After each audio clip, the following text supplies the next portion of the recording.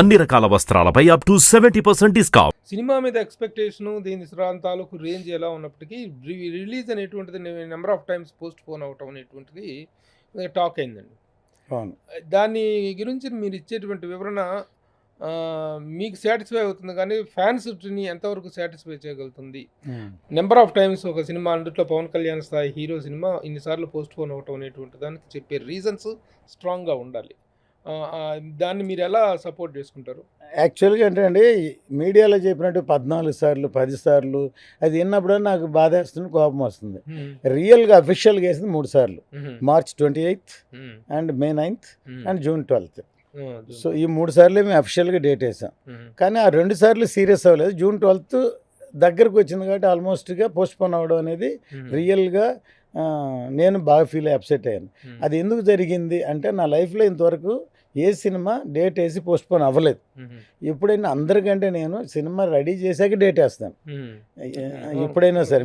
మిగతా వాళ్ళన్నా వేడిగా ప్రింట్ నేను స్నేహం కోసం చేసినప్పుడు చిరంజీవి గారితో అప్పుడే ప్రింట్ వచ్చేసిన షాక్ అయ్యారు. మిగతా వాళ్ళందరూ అప్పటికప్పుడు కాపీ కూడా చూడకుండా రిలీజ్ చేస్తాను. నేను చేయను. డీటెయిల్స్ ఉన్నప్పుడు అన్నీ రెడీ అయ్యాక డేట్ వేస్తాను. కానీ ఈ సినిమాకి ఎందుకు జరగాల్సి వచ్చిందంటే, ఇప్పుడు డిజిటల్ మీడియా ఉంది, ఇప్పుడు అది ఒక పెద్ద మార్కెట్. దాన్ని కమిట్ అయినప్పుడు, ఇప్పుడు డిజిటల్ కమిట్ అవ్వకపోయినా డేట్ వేయలేరు. అంతే, చాలా సినిమాలు ఇంకా డిజిటల్ కమిట్ అవ్వలేదంటే అందుకని డేట్ వేయలేరు అంటారు. కమిట్ అయినప్పుడు ఎప్పుడు రిలీజ్ అయినా అగ్రిమెంట్లో పెట్టాలి కదా. మనకి తెలియట్లేదు అంతే కదా. ఇప్పుడు ఆయన టైము కాలం ఆయన డ్యూటీలో ఉన్నారు, పెద్ద సినిమా ఎప్పుడు అవుతుందో తెలియట్లేదు. అయినా సరే అప్రాక్సిమేట్గా అగ్రిమెంట్. ఆయనతో ఏంటి పని మీకు? మీరు ఈ టైంలో వేసుకునే టైంకి, డేట్ అనౌన్స్ చేసుకునే టైంకి హీరో వర్క్ మొత్తం పూర్తయిపోయి ఉంటుంది కాదు. అప్పుడు కాదు కదా, కమిట్ అయింది అర్లీగా అయ్యాం. ముందు కమిట్ అయినప్పుడు అప్పుడు ఎప్పుడని రిలీజ్ పెట్టాలి. అప్రాక్సిమేట్ ఒక 6 నెలలు వెనక్కే ఇంకా ఆలోచించి, మేము జనవరి అనుకో, జనవరి కాదు, ఏప్రిల్ కాదు, మే కాదు, ఆగస్ట్ అని, సెప్టెంబర్ అని రాసాం. కానీ అవ్వలేదు. సరే అని అప్పుడు దానికి ఒక పెనాల్టీ ఉంది. అవ్వకపోతే పెడతా పెనాల్టీ, ఓకే అని పెనాల్టీ యాక్సెప్ట్ చేశాం. తర్వాత మళ్ళీ వాళ్ళు ఏం అడగలేదు. మార్చ్ 28th ఎప్పుడు వేసామంటే, ఎలక్షన్స్ వచ్చిన తర్వాత ఫస్ట్ షూటింగ్ కమిట్ అయ్యేటప్పుడు అప్పుడు ఇంకొక 7 నెలలు ఉంది అయిపోతుందని అనుకుని అప్రాక్సిమేట్గా ఆయన హీరో గారు చూపించి డేట్ వేసాం. కానీ మధ్యలో ప్రాక్టికల్గా పొలిటికల్గా పనులు ఉంటాయి, ఇవి ఉంటాయి, అవ్వాలి. తర్వాత పెద్ద సినిమా కదా, అవ్వలేదు. తర్వాత మే 9th మేము ఇండియన్ రిలీజ్ అయిన డేట్ మంచి డేట్ అని వాళ్ళని అప్పుడు పక్కనేది వేసాం. జూన్ 12th వేసేటప్పుడు మాత్రం ఇంకా అప్పటికి షూటింగ్ అయిపోయింది, పోస్ట్ ప్రొడక్షన్. ఇది ఫ్రీడ్ ఫిలిం, గ్రాఫిక్స్ ఎక్కువ ఉన్నాయి. అక్కడ మన చేతిలో లేదు, అందరి చేతిలో ఉన్నాయి. మాకే కాదు, అంటే ఇంతకుముందు బాహుబలి అటు కూడా డేట్లు వేసి మారినించాలి. కానీ ఇట్లాంటి సినిమాకి కష్టం అని వాళ్ళని బతిలాడు. అరే బాబు, మాకు జూలై డేట్ ఇవ్వండి, జూన్కి ఇది ఫైనల్ డేట్, ఇది పోస్ట్ పోన్ అయితే మొత్తం పరుగు పోద్ది. వాళ్ళు ఎంత బతిలాడినా ఏం లేదు, కావాలని మీరు డిసెంబర్లో చేసుకోండి అన్నారు. డిసెంబర్లో చేస్తే సినిమా అసలు షూటింగ్ అవ్వకపోతే ఓకే, రెడీ అయిపోయిన తర్వాత అయితే పాత పడిపోద్ది, స్టేల్ అయిపోద్ది, దానికి ఇంకా సినిమా రిలీజ్ అవ్వదు. సరే ఇంకా ట్రై చేద్దాం అనుకుని. ఎవరు ఇబ్బంది? ఈ గ్రాఫిక్స్ వాళ్ళు? గ్రాఫిక్స్ కదా, అమెజాన్ డిజిటల్ మీడియా వాళ్ళతో అగ్రిమెంట్ కదా. వాళ్ళకి ఏంటంటే ప్రాబ్లం, వాళ్ళకి 2 ఉన్నాయండి మనకి. అంటే ఇది మనం చెప్పచ్చు, తప్పలేదు. అమెజాన్, నెట్ఫ్లిక్స్ 2 ఉన్నాయి ఇండియా మొత్తం మీద. వాళ్ళు భోజ్పూర్ నుంచి, బెంగాలీ నుంచి, గుజరాతీ నుంచి, అన్ని లాంగ్వేజ్కి ఇద్దరే. వాళ్ళకి సంవత్సరానికి ఆల్రెడీ చార్ట్ ఫిక్స్ అయిపోద్ది. ఒక నెలకు పెద్ద సినిమా, తర్వాత 2 సినిమాలని. మన ఆ డేట్కి రాకపోతే వాళ్ళు ఖాళీ అయిపోద్ది. వాళ్ళ వ్యూవర్షిప్కి సినిమా ఇవ్వాలి. ఇప్పుడు ఫర్ ఎగ్జాంపుల్ మొన్న బతిలాడుతున్నాం, వాళ్ళు ఏమన్నారు, ఈ నెల మేము రెడీ అయిపోతున్నాం, ఇప్పుడు జూలైలో నాకు 18th అన్న ఇవ్వు, ఎందుకంటే మాకు 24th హిందీలో పాన్ ఇండియా కదా, అజయ్ దేవగన్ సినిమా ఉంది అక్కడ థియేటర్ల వరకు. 18th అంటే వాళ్ళకి హౌస్ఫుల్, మీకు తెలియడం హౌస్ఫుల్ అనే సినిమా ఈ నెల రిలీజ్ అయింది. 8 weeks తర్వాత వాళ్ళకి టెలికాస్ట్ అవుతుంది. సౌత్ ఇండియన్ సినిమాలు 4 weeksలో టెలికాస్ట్ చేస్తారు. ఇది పక్కన అవుతాయి 2 పెద్ద సినిమాలు. మాకు ఒక 2 weeks అని మాకు టెలికాస్ట్ గ్యాప్ రావాలి, మాకు కుదరదు. మేము 24 చేయాలి, 25 ఫ్రైడే, మనం థర్స్డే మనం ఒకరోజు ముందు చేసుకోవాలి. అది సెంటిమెంట్ బాబాయ్ వాట్ ఎవర్, అది ఒకరోజు మన ఇష్టం అని వాళ్ళు మాకు కుదరదు. మా వాళ్ళకి ఏంటంటే వాళ్ళ టెలికాస్ట్ వస్తున్న కమిట్మెంట్ ఉంటాయి కదా, అందువల్ల ఇవాళ అలాగే రిలీజెస్ వాళ్ళ చేతుల్లోకి వెళ్ళిపోయినాయి అనమాట. సరే ఇవన్నీ మీకు ఉన్నటువంటి లోపల సాధక బాధకాలు ఇదే అవును. విషయాల మీద నేను గతంలో కూడా వీడియోలు చేస్తూ ఉమ్. అది టెక్నికల్ రీజన్స్ వల్లను సటన్ ఇటీవల వచ్చినటువంటి సమస్య తప్ప పవన్ కళ్యాణ్ సినిమాకి బిజినెస్ కాలేదని చెప్పేసి మాట్లాడటం అనేది కరెక్ట్ కాదని చెప్పేసి నేను చెప్పారు. చాలా వీడియోలు చేశాను, 2-3 ఉమ్. వీడియోలు చేశాను. ఉమ్. కానీ అలా పుట్టినటువంటిది అలాంటి పుకారు అయితే పుట్టింది, ఉమ్. బిజినెస్ కాలేదు, ఉమ్. అందుకే రిలీజ్ కాలేకపోతుంది అని చెప్పి. ఉమ్. ఇదంతా పైకి కాదు, చెప్పుకున్నటువంటి వంకలు కాదు, అని రిలీజ్ చెప్పేసి మాట్లాడారు. కాకపోవడం అనేది ముందు సినిమా రెడీ అవ్వకపోవడం ఒకటి. అదే తర్వాత కొంత అందులో కూడా స్పెక్యులేషన్ కొంత కూడా రీజన్ ఉంది. బిజినెస్ అనేది ఏంటంటే పెద్ద సినిమా ఇది. ఉమ్, రెగ్యులర్ సినిమాలు ఎవరైనా వ్యాపారంలో ఏం చేస్తారంటే ప్రీవియస్ సినిమా ఎంత బిజినెస్ అయింది, ఉమ్, నువ్వు పెద్ద సినిమా తీసుకుని నాకెందుకు, ఉమ్, అంతే కదా, ఉమ్, మాకు అంత వర్కౌట్ అవుతుంది అనేది ఉంటుంది. ఉమ్, అది నా సినిమా తీసిన బిగినింగ్ నుంచి భారతీయుడు తీసిన ఏ సినిమా నా స్టైలే అది. ఉమ్, సినిమా నా దృష్టిలో 2 రకాలు. ఒకటి ఎవరైనా ఎనీ హీరో, విజయ్ కానీ, అజిత్ కానీ, పవన్ కళ్యాణ్ గారు కానీ, చిరంజీవి గారు కానీ, ఆ హీరోకి ఎంత మార్కెట్ ఉందో ఉమ్, అందులో సినిమా తీయడం ఒకటి. ఉమ్, నా స్క్రిప్ట్ నేను ఇంకో రకం స్క్రిప్ట్ ఏం డిమాండ్ చేస్తా అంతవరకు ఖర్చు పెట్టి నేను సినిమా తీస్తా. ఉమ్, అప్పుడు ఆ రేంజ్కి అమ్మలేం, ఉమ్, అంతే కదా. ఉమ్, అప్పుడు ట్రైలర్ వచ్చి సినిమా నమ్మకం క్రియేట్ చేసి బాగా వచ్చి ఓ సినిమా నాకు కావాలనిపించిన వరకు హోల్డ్ చేసి రిలీజ్ చేసి అమ్మడం. ఉమ్, ఇప్పుడు ఆ బాబతులో ఇది, ఆ బాబతులో ఉంది. అంతే మరి కదా. హోల్డ్ చేసినందుకు దానికి తగ్గ స్థాయిలో వస్తుందా రెస్పాన్స్? అది వస్తుందా? ఎలా వస్తుంది కదా. వస్తున్నా కూడా ఉమ్, ఇంకా ఉంటాయి. ఇప్పుడు ఉమ్, ఒక్కోసారి ఇంకోటి కూడా ఉంది, చాలా ఉన్నాయి ఇందులో, ఒకటి కాదు. ఉమ్, ఒక పెద్ద సినిమా సూపర్ హిట్ అయింది అనుకోండి, ఉమ్, బయర్స్ దగ్గర డబ్బులు ఉంటాయి, ఫ్లరిష్గా ఉంటాయి, ఉమ్, వాళ్ళు రెడీగా ఉంటారు. ఉమ్,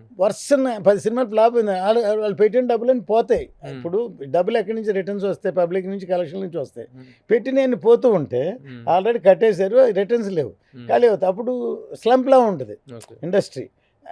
ఆ పరిస్థితుల్లో ఉన్నప్పుడు మన సినిమా వచ్చింది అనుకోండి, ఉమ్, అది కూడా ఇంత ఎక్కువగా రేట్ అయితే అని అంటారు. ఇవన్నీ జరుగుతూనే ఉంటాయి, అప్ అండ్ డౌన్. ఇప్పుడు కాదు, మొదటి నుంచి జరుగుతూనే ఉంటాయి. సరే కారణాలు ఏమైనప్పటికీ జరిగినటువంటి అవరోధాలు ఉమ్. ప్రారంభం మధ్యలో అన్నిటికంటే ప్రపంచ విపత్తు అనేటువంటిది కోవిడ్. కోవిడ్ ఆ కోవిడ్ ఇవన్నీ ఇవన్నీ దాటుకొని కూడా తట్టుకుని ఈ తర్వాత పొలిటికల్ స్టార్ అన్ని రాజకీయంగా ఇంత పెద్ద సినిమాని ఉమ్, కంప్లీట్ చేసి ఇంత గొప్ప రిజల్ట్ తీసుకొచ్చి ఉమ్, ట్రైలర్ తోటి ఉమ్, అసలు వావ్ అనిపించేటట్టు చేసాం. ఉమ్, ఇప్పుడు మా వరకు రేపు పొద్దున మాకు సినిమా మనకు తెలుసు, ఉమ్, తర్వాత చూసాక థియేటర్లో చూస్తాయి, అంతే కదా. ట్రైలర్ నాకు తెలుసు, ఓకే, చూసా కానీ ఆడియన్స్ మీరు కానీ ఎవరు చూసి బాగుంది అంటున్నారు. ఓకే. సో అందువల్ల ఆ నమ్మకంతో సినిమా చేశాను. డెఫినెట్గా సినిమా చాలా బాగా వచ్చింది. ఉమ్. డెఫినెట్గా సినిమా అందరికి నచ్చుతుంది, హిట్ కొడతాను, అంత కాన్ఫిడెంట్గా ఉన్నాం.